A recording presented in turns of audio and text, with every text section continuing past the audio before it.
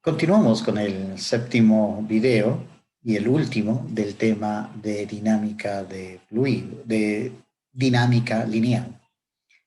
En este video estudiaremos las dos últimas fuerzas estadísticas, como son la fuerza de fricción que experimenta un cuerpo dentro de un fluido y la fuerza elástica, la fuerza que un resorte ejerce sobre un cuerpo.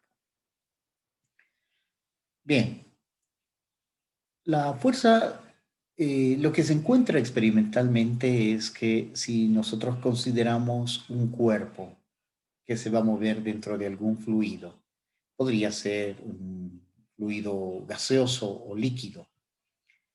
Entonces, si este cuerpo que se mueve dentro de este fluido con una velocidad v, experimentalmente se encuentra que este cuerpo va a experimentar una fuerza de fricción que se opone a su movimiento. Esta característica de oponerse al movimiento nos indica que esta fuerza de fricción va a tener la dirección opuesta al vector velocidad. Y se encuentra que esta fuerza de fricción va a depender de la forma geométrica que tiene el cuerpo, como también de la velocidad que tiene el cuerpo. Y por supuesto, del tipo de fluido donde este cuerpo se mueve, ¿no?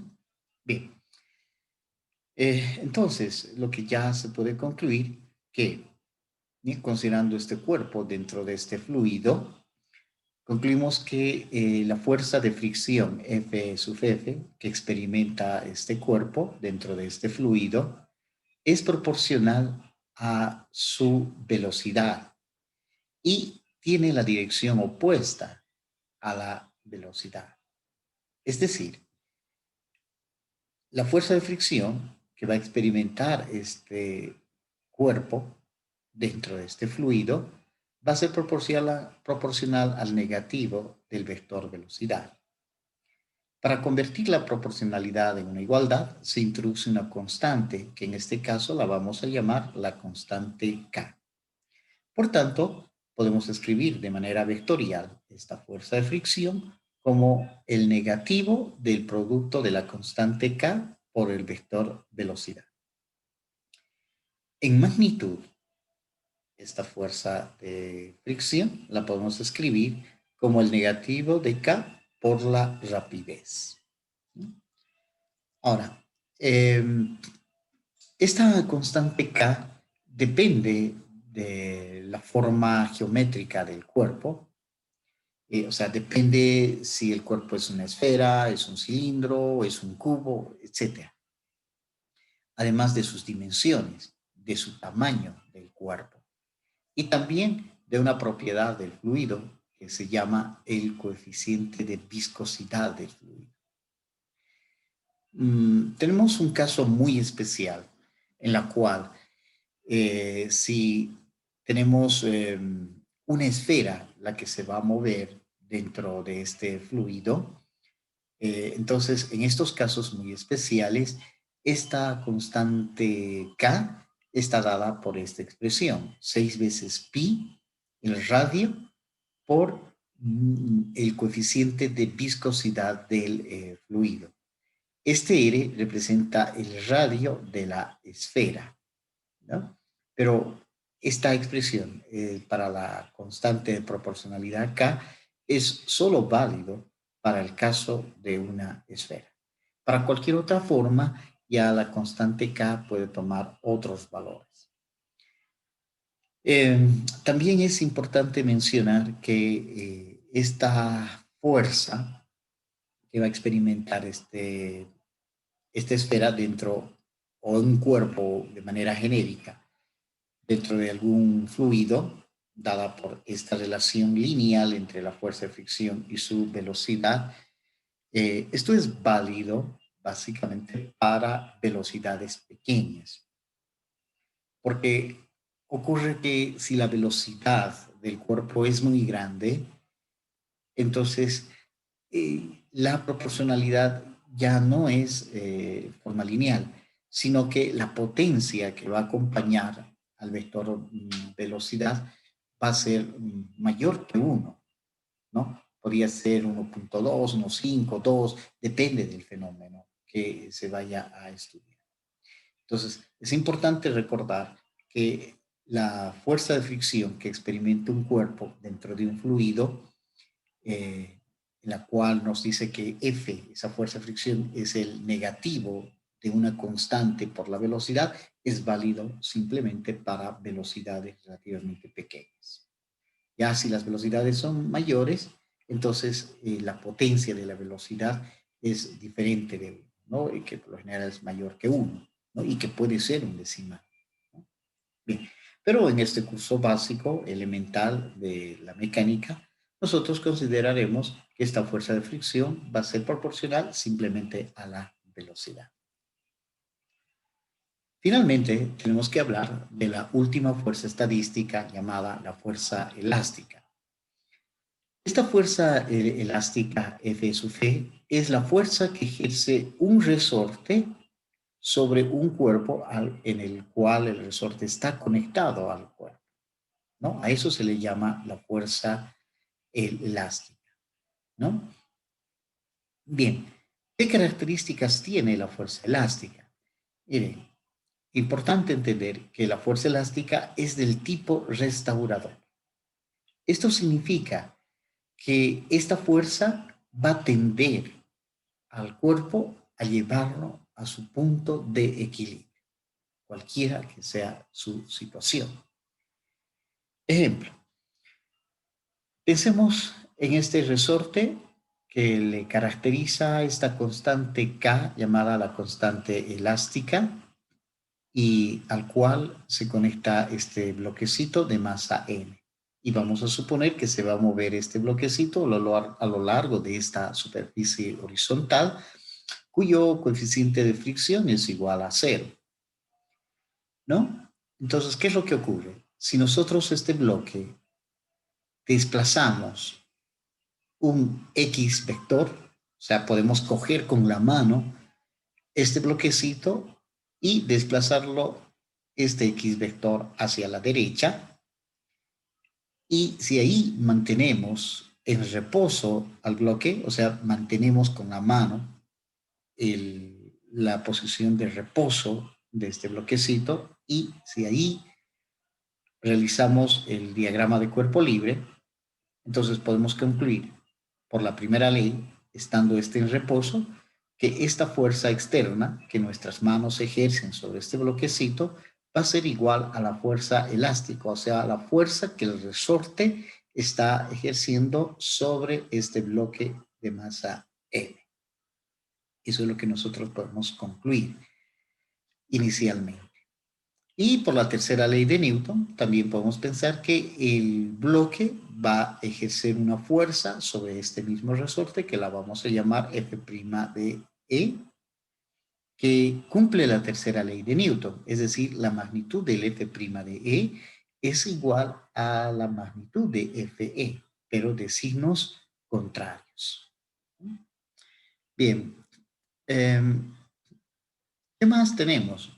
Experimentalmente se encuentra que esta fuerza elástica, o sea, es la fuerza que el resorte va a ejercer sobre este bloque, es proporcional a este desplazamiento X. Entonces, en este caso se hacen diferentes experimentos, se cambia los desplazamientos y se mide esta fuerza que el resorte ejerce sobre el bloque, y se encuentra que corresponde a una relación del tipo lineal, por lo cual concluimos que la fuerza elástica es proporcional a este desplazamiento, donde la constante de proporcionalidad, para convertir la proporcionalidad en una igualdad, se introduce esta constante K llamada la constante elástica, que va a caracterizar al resorte. Ahora, observemos acá algo que es importante. Como esta fuerza elástica va apuntando hacia el equilibrio y es opuesta a este vector de desplazamiento, entonces tenemos que introducir en esta fórmula el signo negativo para remarcar que la fuerza elástica tiene la dirección opuesta al desplazamiento. y que en magnitud podemos escribir de esta manera. Fe igual al negativo de K por X.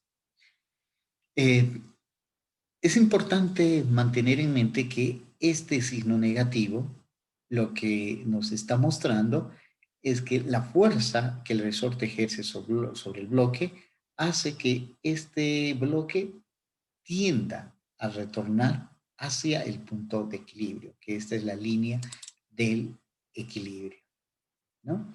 Entonces, ese signo negativo nos está indicando eso. Por eso se le llama una fuerza del tipo restauradora, que va a hacer que el resorte va a hacer que este bloque tienda a volver al punto de equilibrio. Y esa es la característica para tener un sistema oscilante. Si nosotros queremos una partícula que realice un movimiento oscilatorio, entonces la fuerza que tiene que estar experimentando tiene que ser del tipo Hooke, negativo, constante por la variable, por una de las variables X, Y o Z, pero elevado a una potencia impar.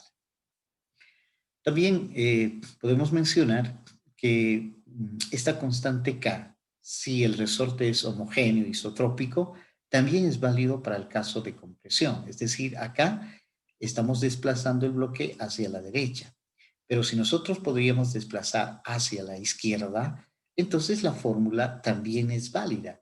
Y si el resorte es homogéneo e isotrópico, entonces esta constante K, tanto para el desplazamiento a la derecha, o sea, un estiramiento, o hacia la izquierda para una compresión, sigue siendo el mismo valor, ¿no? Eso se da cuando el resorte es homogéneo. Si no fuera homogéneo, el estiramiento sería diferente al de compresión. Pero por lo general, los resortes tienen el mismo comportamiento, tanto para la tensión como para la compresión. Bien, con esto hemos terminado el tema de dinámica y mencionando simplemente que la dinámica estudia el movimiento de la partícula considerando la causa que genera el movimiento. Y hemos mencionado que la causa, en este caso, es la magnitud vectorial llamada fuerza. Y la dinámica descansa básicamente sobre tres leyes fundamentales. La ley de la inercia, que nos dice que si la partícula es libre, ésta se mueve con un momento lineal constante o va a permanecer en reposo. Y partícula libre es una partícula cuya interacción total es cero.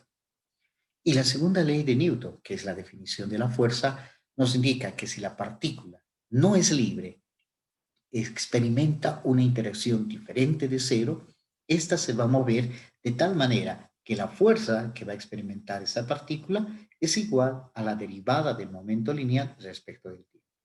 Que si la masa del cuerpo es constante, esa segunda ley de Newton se transforma en F igual a la masa por la aceleración.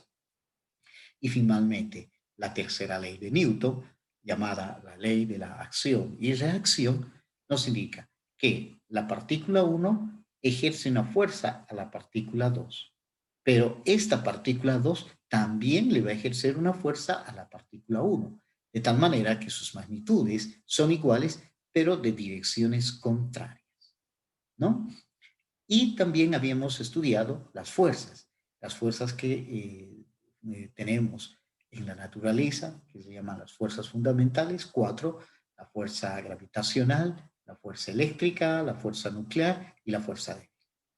Y las fuerzas estadísticas o macroscópicas, que también se las llaman, que son el resultado de la interacción de muchas partículas, que son entre los átomos, de estas fuerzas fundamentales. Entre estas fuerzas estadísticas hemos mencionado el peso, la normal, la tensión, la fuerza de fricción de contacto, la fuerza de fricción de un cuerpo sobre un fluido y esta última que hemos estudiado, la fuerza elástica. Con este marco teórico ya se puede realizar los ejercicios correspondientes a la dinámica, ¿no? Entonces, es importante que primero, para hacer los ejercicios, comprendan la parte conceptual de las tres leyes de Newton y las características de cada una de estas fuerzas estadísticas.